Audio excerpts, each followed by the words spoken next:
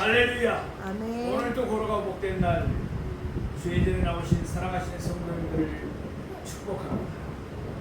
오늘은 마가복음 14장 53절에서 59절 말씀을 보므로 공회 앞에 서신 예수님 이란 제목으로 말씀을 나누겠습니다. 전국적으로 폭우가 내려서 많은 피해를 냈습니다.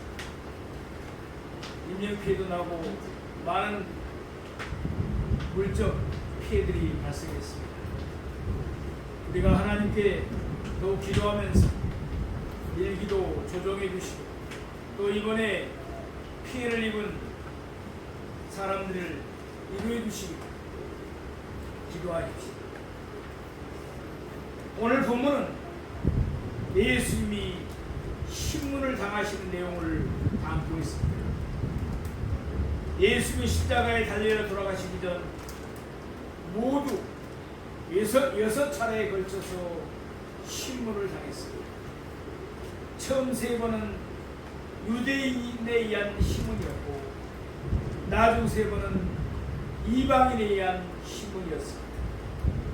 요한복음 18장 13절 말씀과 같이 맨 먼저 예수님은 안나스에게로 끌려갔습니다. 그러나 오늘 본문 말씀처럼 예수님은 그의 대제사장인 가야바에게로 갔습니다.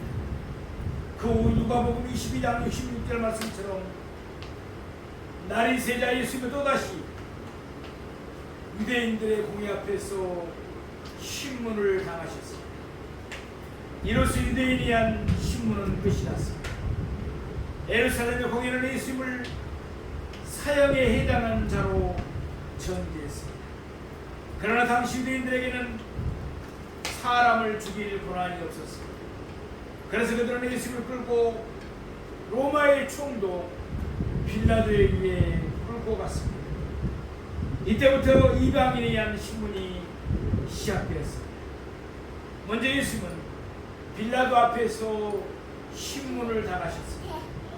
그러는 누가복음 23장 6절에서 7절 말씀처럼 빌라도는 예수님을 분봉함 헤롯에게로 보냈습니다. 헤롯은 예수님을 신문한 후에 도로 예수님을 빌라도에게 보냈습니다.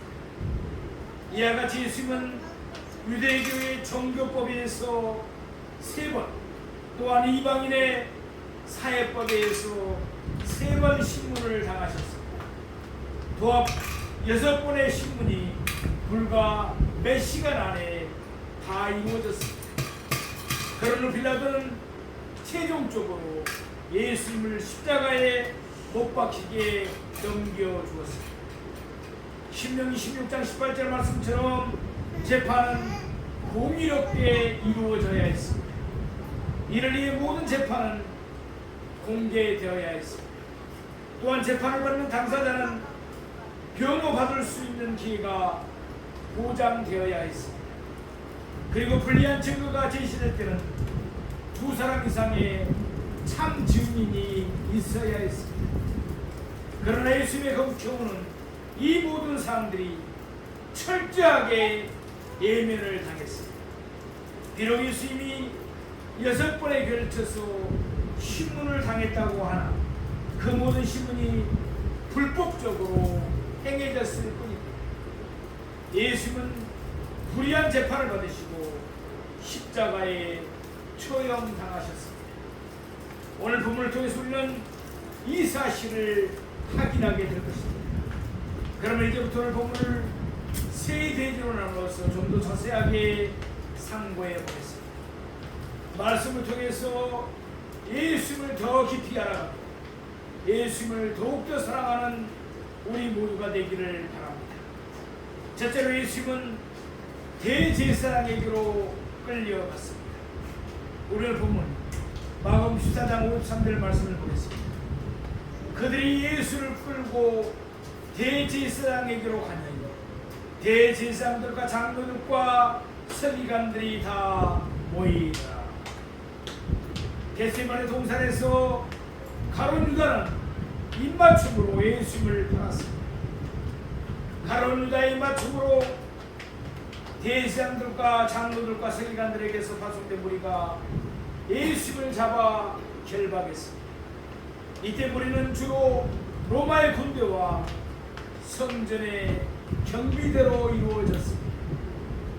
요한복음 18장 12절에서 13절 말씀과 같이 무리는 예수를 결박한 채 먼저 안나스에게로 끌고 갔습니다. 안나스는 그의 대제사장인 가야바의 장인이었습니다. 무리가 예수를 먼저 안나스에게로 끌고 간 것은 그가 배 위에서 모든 것을 조종하는 실세였기 때문입니다. 안나스도 본래는 대제사장이었습니다. 율법에 따르면 대제사장은 종신직이었습니다. 그런데 로마는 그의 권력이 커지는 것을 우려했습니다. 그를 대제사장직에서 물러나게 했습니다. 그 뒤로 20년 동안 안나스의 아들들과 사이가 번갈아가면서 대제사장이 되었습니다. 따라서 비록 안나스가 대제사장직에서 물러나기는 했지만 그는 배후에서 여전히 막강한 영향력을 행사하고 있었습니다. 그래서 누가복음 3장 2절 말씀과 같이 그는 대제사장직에서 물러나고 난 뒤에도 계속해서 대제사장이라고 불리기도 했습니다. 특별히 안나스와 그 일가는 성전 안에서 매매하는 일과 돈 바꾸는 일을 장악하고 있었습니다. 이런 엄청난 이권이었습니다. 그런데 우리가 잘 아는 대로 예수님이 2번이나 성전에서 매매하는 자들을 내쫓으시며 돈 바꾸는 자들의 상을 불러 부으셨습니다. 그 때문에 안나스와 그 일가는 예수님을 미워해서 예수님을 없애고자 했던 것입니다. 그래야 자기들이 부와 권력을 누리는 일에 지장이 없기 때문이었습니다. 아무튼 우리는 먼저 예수를 끌고서 당시 최고의 실력자인 안나스에게로 갔습니다. 요한복음 18장 19절에 있는 말씀, 대제사장 예수에게 그의 제자들과 그의 교회에 대하여 물으니, 이때 제사장은 안나스를 가르칩니다. 그는 대제사장에서 물러났지만 여전히 대제사장이라고 불리고 있었습니다. 예수는 안나스에게서 첫 번째 신문을 당하셨습니다. 물론 안나스는 예수를 신문할 권한이 전혀 없었습니다. 그럼에도 불구하고 그는 예수를 신문하기 시작했습니다.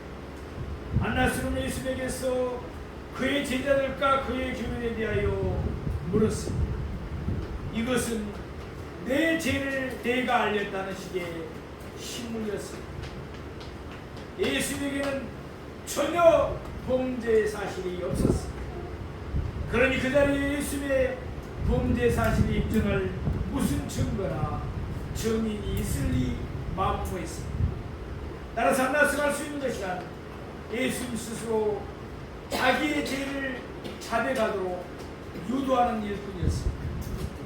요한복음 18장 20절에 있는 말씀, 예수께서 대답하시되 내가 드러내놓고 세상에 말하였노라. 모든 유대인들이 모이는 회당과 성전에서 항상 가르쳤고 은밀하게는 아무것도 말하지 아니하였걸. 아멘. 예수님은 누구에게나 책 잡히신 일을 한 적이 없습니다. 계속해서 요한복음 18장 21절 말씀, 어찌하여 내가 묻느냐, 내가 무슨 말을 하였는지 들은 자들에게 물어보라. 그들이 내가 하던 말을 아느니라. 예수님은 안나스에게 자신을 책잡을 만한 증거를 제시할 것과 또한 이를 증언할 증인을 세울 것을 요구했습니다. 말하자면 예수님은 안나스의 신문이 불법임을 지적하신 것입니다. 예수님의 말씀에 안나스는 아무 말도 할 수가 없었습니다. 안나스 아무리 노련해도 유연한 인간에게로는 하나님이신 예수님의 무한한 지혜를 이겨낼 수가 없었습니다. 요한복음 18장 22절 말씀. 이 말씀을 하심에 곁에 섰던 아랫사람 하나가 손으로 예수님을 쳐 이르되 내가 대제사장이 같이 대답하느냐 하느니, 예수님을 손으로 친 아랫사람은 분명 안나스에게 자기를 잘 보이려고 그와 같이 행했을 것입니다. 이어서 요한복음 18장 23절 말씀. 예수께서 대답하시되 내가 말을 잘못하였으면 그 잘못한 것을 전하라. 바른 말을 하였으면 내가 어찌하여 나를 치느냐 하시니라. 죄 없는 자를 치는 것도 역시 불법적인 행위였습니다. 안나스는 예수님을 시문했지만 결국 그는 아무것도 얻지를 못했습니다. 그래서 요한복음 18장 24절 말씀처럼 그는 결박한 채로 예수님을 대제사장 가야바에게 하였습니다. 이로써 1차 시문이 끝나고 예수님은 가야바 앞에서 2차 시문을 당하게 되었습니다. 오늘 본문 마가복음 14장 53절 말씀입니다. 그들이 예수를 끌고 대제사장에게로 가니, 마태복음 26장 50절 말씀과 같이 이때 대제사장은 가야바를 가리킵니다. 우리는 예수를 끌고 안나스의 집에서 나와 그의 대제사장이었던 가야바의 집으로 갔습니다.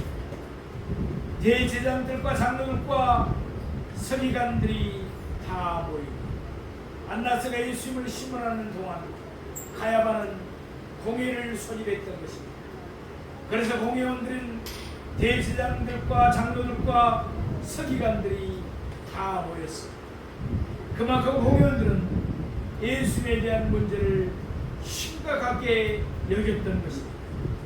당시 예루살렘의 공회는 그의 대제사장인 가야바를 비롯한 대제사장들 24명, 장로들 24명, 그리고 서기관들 23명, 도합 71명으로 이루어졌습니다. 같은 대제사장이라도 교회식으로 말하면 가야바는 총회장이었고 다른 제사장들은 노회장이라고 할 수 있습니다. 때는 깊은 밤중이었습니다. 아직도 베드로가 예수님을 부인하기 전이었습니다. 그러니까 닭이 우는 시각인 새벽 3시 이전이었습니다. 나시면 밀란이 일어날지도 모른다고 생각하면서 대제사장인 가야바는 그 깊은 밤중에 은밀하게 공회를 소집했던 것입니다. 게다가 공회가 소집된 장소도 가야바의 집이었습니다. 본시 공회가 공식적인 모임이 되려면 예루살렘 성전 안에서 해집이 되어야 하였습니다. 공회가 소집된 시간도 불법이었고 공회가 소집된 장소도 불법이었습니다. 사랑하시는 성도 여러분, 예수님을 결박한 채로 안나스에게서 대제사장인 가야바에게로 끌려가셨습니다. 예수님은 하나님께 구하여 당장이라도 12군단 더 되는 군사를 보내시게 하실 수도 있었습니다. 그러나 예수님은 이 모든 일을 묵묵하게 받아들이셨습니다. 이사야 53장 7절 말씀과 같이 예수님은 마치 도수장으로 끌려가는 어린 양과 같이 잠잠하셨습니다. 예수님은 우리를 위하여 고요히 십자가의 길을 걸으신 것입니다. 우리를 향하신 예수님의 사랑을 깊이 생각하면서 예수님을 더욱 사랑하는 우리 모두가 되기를 원합니다. 둘째로 베드로가 예수님을 멀찍이 따라갔습니다. 우리 오늘 보면 마가복음 14장 54절을 말씀드렸습니다.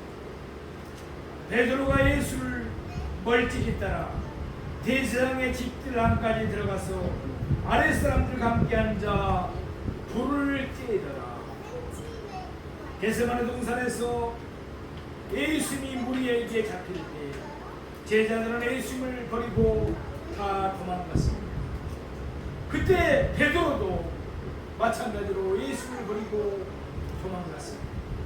그러다가 베드로는 예수님이 끌려가시는 곳으로 되돌아와서 멀찍이 떨어져서 예수님을 따라갔습니다.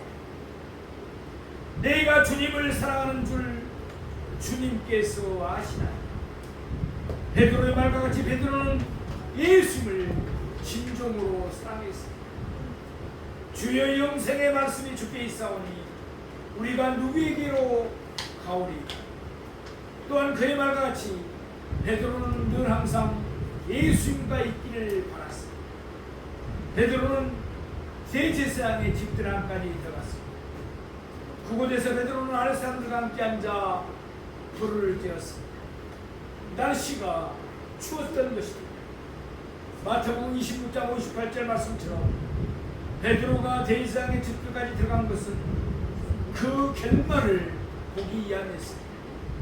이미 마가복음 10장 33절에서 예수는 공회가 자신을 죽이기로 결의하고 이방인들에게 넘겨줄 것이라고 말씀하셨습니다.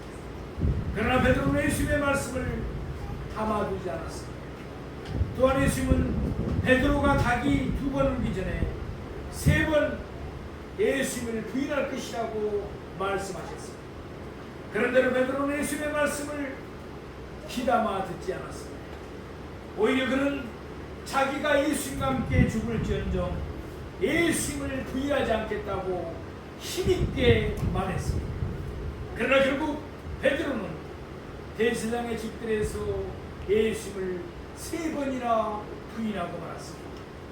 한 번은 예수님이 안나스 앞에서 신문을 당하실 때였습니다.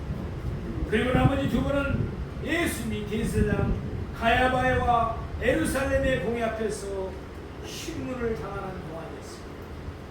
베드로가 대제사장의 집 안뜰까지 들어간 것은 베드로가 자신을 가신했기 때문입니다. 겟세마네 동산에서 예수님은 그를 잡으러 온 무리에게 이같이 말씀하셨습니다. 너희에게 내가 그니라 하였으니 나를 찾거든 이 사람들이 가는 것을 용납하라. 아직은 성령님이 제자들에게 임하시기 전이었습니다. 제자들은 아직 권능을 받지 못했습니다. 따라서 제자들은 예수님의 보호하심을 받아야 했습니다. 그런데도 베드로는 마치 자기 힘으로 설 수 있는 것처럼 대제사장의 집안들까지 따라 들어갔습니다. 물론 예수님이 지적하신 대로 베드로의 마음에 원하는 바는 있었습니다.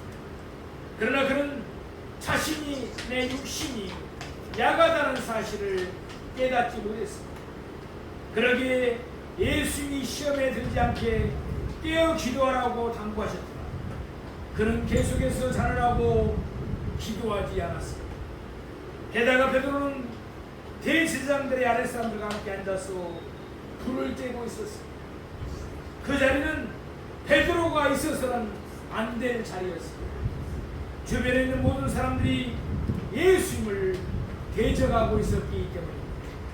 그런데도 베드로는 그들 사이에 앉아 함께 불을 쬐고 있었습니다. 이렇게 베드로는 자만했습니다. 또한 그는 기도하지 않아서 전혀 준비가 되어 있지 않았습니다. 게다가 그는 있으면 안 될 자리에 가서 앉았습니다. 그러다가 결국 베드로는 시험에 들어 닭이 울기 전에 3번이나 예수님을 부인하고 말았습니다. 사랑하시는 성도, 선줄로 생각하지 마십시오. 넘어질까 늘 조심하면서 항상 깨어있어 기도합시다. 있으면 안 될 자리에는 아예 가지를 맙시다. 우리의 피난 전신 예수님 안에 있을 거하면서 모든 시험을 이기시고 늘 승리하는 우리 모두가 되기를 축복합니다. 셋째로 온 공회가 예수님을 죽이려고 심문했습니다. 우리는 보는 마가복음 14장 55절 말씀입니다. 대제사장들과 온 공회가 예수를 죽이려고 그를 칠 증거를 찾되 얻지 못하니 드디어 공회의 시분이 시작됐습니다. 그런데 공회는 예수님에게 죄가 있느냐 아니면 예수님에게 죄가 없느냐를 결정하기 위해서 예수님을 신문한 것이 아니었습니다. 이미 공의의 결론은 나 있었습니다. 공의는 예수님을 죽이기로 정해놓았습니다. 그러니까 이때 공의가 예수님을 신문한 목적은 진실을 밝히기 위함이 아니라 예수님을 죽일 증거를 만들기 위함이었습니다. 그래야 밀람이 이르는 것을 막을 수 있었기 때문에 또한 증거가 있어야 빌라도에게 예수님을 넘길 수 있었기 때문입니다. 공의는 부지런히 예수님을 칠 증거를 찾았습니다. 그러나 결과는 뻔했습니다. 공의는 예수님을 칠 증거를 전혀 얻지 못했습니다. 예수님에게는 아무런 죄가 없었기 때문입니다. 예수님은 하나님이십니다. 그러므로 예수님에게는 어떠한 죄도 있을 수가 없으십니다. 결국 마태복음 26장 28절 말씀과 같이 공의는 예수님을 칠 거짓 증거를 찾아야 했습니다. 그날 한밤중에 공의가 소집된 목적은 예수를 죽이는 것이기 때문이었습니다. 이를 위해 공의는 어쩔 수 없이 뇌물을 주어서 거짓 증인들을 세워야만 했습니다. 이미 대제사장들은 성종부에서 은 30을 달아 가룟 유다에게 뇌물을 주었습니다. 그러더니 이제 그는 거기 있는 돈으로 뇌물을 주어서 거짓 증인들을 세웠습니다. 나중에 그는 예수님의 무덤을 지키던 군인들에게도 뇌물을 주어서 거짓말을 하도록 했습니다. 신명기 16장 19절 말씀같이 율법은 재판 시에 뇌물을 주고받는 것을 금하고 있습니다. 율법을 가장 철저하게 지켜야 할 것이 바로 공의였습니다. 그런데도 공의는 예수님을 칠 거짓 증거를 찾기 위해서 뇌물을 주고 거짓 증인들을 세웠습니다. 우리 오늘 보면 마가복음 14장 56절 말씀을 보겠습니다. 이는 예수를 쳐서 거짓 증언하는 자가 많으나 그 증언이 서로 일치하지 못합니다. 때는 깊은 밤중이었습니다. 그럼에도 불구하고 마태복음 26장 60절 말씀과 같이 그곳에 거짓 증인들이 많이 와 있었습니다. 돈을 받았기 때문입니다. 거짓 증인들은 뇌물을 받은 대로 각자가 이 말과 저 말로 예수를 쳐서 거짓 증언을 하였습니다. 거짓 증인들은 없는 죄를 억지로 거짓되게 만들어야 했습니다. 게다가 그들이 사전에 함께 모여서 서로 머리를 맞대고 오랫동안 시나리오를 짠 것도 아니었습니다. 그러다 보니 그들의 거짓 증언은 서로 일치할 수가 없었습니다. 우리 오늘 보면 마가복음 14장 57절에 59절 말씀이 있습니다. 어떤 사람들이 일어나 예수를 쳐서 거짓 증언하여 이르되 우리가 그의 말을 들으니 손으로 지은 이 성전을 내가 헐고 손으로 짓지 아니한 다른 성전을 사흘 동안에 지으리라 하더라. 그 증언도 서로 일치하지 않더라. 마태복음 26장 60절 말씀과 같이 마침내 공의는 두 사람의 증인을 세웠습니다. 물론 그 두 사람도 돈에 매수된 거짓 증인들이었습니다. 공의는 그들의 입에 예수님을 칠 거짓 증언을 심어주었습니다. 그래서 그들은 공의 앞에서 거짓 증언을 했습니다. 몇 년 전 요한복음 2장 19절에서 예수는 이와 같이 말씀하신 적이 있으십니다. 너희가 이 성전을 헐라 내가 사흘 동안에 일으키리라. 아멘. 물론 이때의 성전은 예수님의 육체를 가리킵니다. 사흘 동안에 지리라는 말씀은 예수님의 부활을 가리키는 것이었습니다.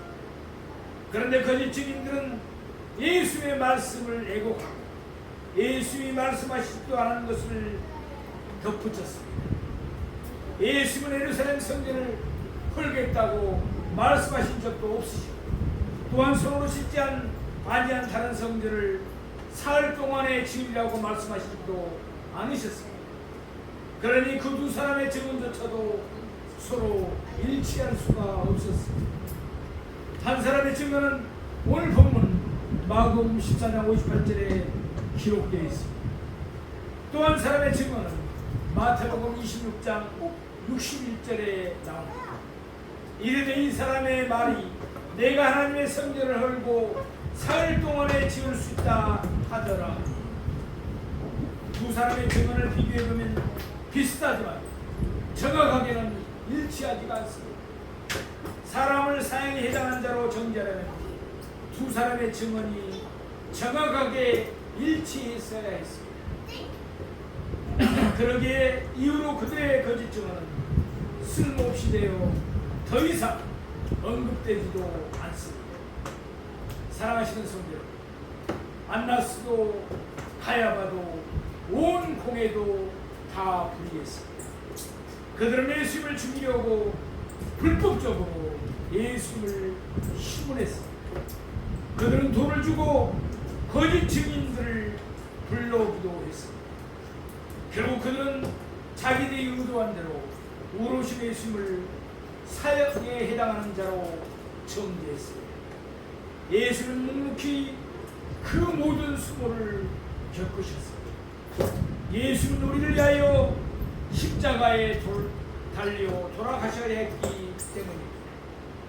그러나 예수는 의로우신 재판장이십니다. 따라서 그들은 예수의 공의로운 심판을 받아 영벌에 들어갈 수밖에 없었습니다. 우리는 예수를 믿어 영생을 얻었습니다. 예수를 멀찍이 따르지 말고 늘 예수님과 가까이 하셨습니다. 또한 예수님이 우리를 위해 침묵하셨습니다. 우리는 입을 열어 예수님을 찬양하며 예수님을 증언합시다. 그래서 예수님을 늘 영화롭게 하는 저와 여러분이 되시기를 주님의 이름으로 축원드리겠습니다.